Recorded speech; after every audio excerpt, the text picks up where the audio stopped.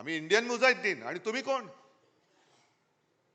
म्हणजे तुम्ही जगभर फिरलात, पण या कठीण काळामध्ये एक मित्र तुमच्या सोबत उभा राहिला नाही, जो माझ्या देशाच्या बाजूने उभा राहील. आम्ही राहिलो तुमच्या सोबत. जग तुमच्या विरुद्ध आहे. देशातले मित्र तुम्ही तोडून टाकताय, मित्र संपवून टाकता आहात. आमची तुलना तुम्ही देशद्रोह्यांबरोबर करता आहात.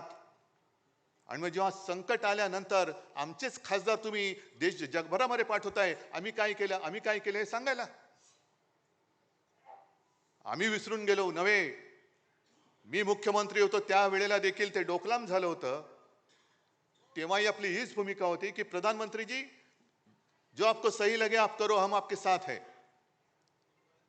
आता सुद्धा आपली हीच भूमिका होती.